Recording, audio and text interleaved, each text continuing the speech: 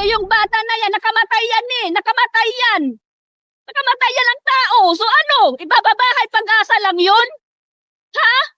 Ganito na lamang ang nasabi ng naghihinagpis na inang si Jeneline na humarap sa pagdinig ng Women, Children, Family Relations and Gender Equality kahapon, July 1. Si Jeneline, ang ina ni Joyancy Sipara na isa sa mga tatlong nasawi sa nangyaring school shootout sa Tacloban noong June 22. Kanyang panawagan, pagpapababa ng minimum age of criminal liability. Bagay na suportado rin ng ilan pang kaanak ng biktima na nabaril. Sana mabigyan ng pustisya yung mga nabiktima, lalong-lalo na po sa mga namatayan. At sana po hindi maging hadlang ang pagiging minor de edad para makulong. Kasi parang unfair naman po na ganun-ganun na lang.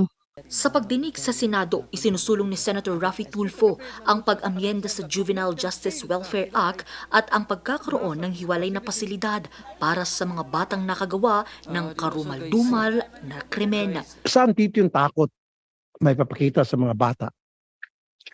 They will think that's excursion, camping. Dapat papakita natin na merong katapat na parusa ang bawat gagawin yung kasalanan. And that's why I will suggest na dapat magpapatayo ng separate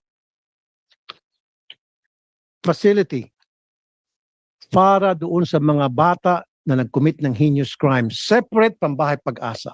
Dumalo rin sa naturang hearing ang tiyahin ni alias Nash na isang pulis.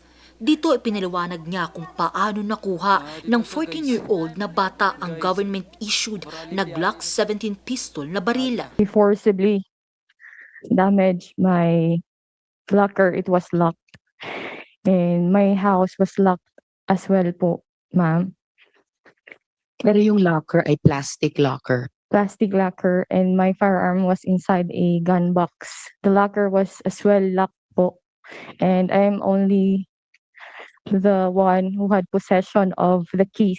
Sa nangyaring sesyon sa Senado, lumabas na posible raw na ang mga menor de edad na nasa likod ng school shooting na impluwensyahan ng extremist group na 764 na isa rin sa mga likod sa malakihang school shootout sa Estados Unidos. Kinakaibigan muna. Binibigyan ng sense of belonging. Pinaparamdam na may lugar sila. At saka unti-unting hinihikayat sa mas madilim at mas mapanganib na gawain. Paglinaw ni Senator Risa Hontiveros na kailangan pa ng malalimang investigasyon sa koneksyon ng grupong 764 sa school shootout sa Tacloban City at ang posibleng partisipasyon ng umano'y mga adult groomer. Panawagan naman ng pamilyang naulila ang hustisya para sa lahat ng biktima. Angel Arquero, RNG News.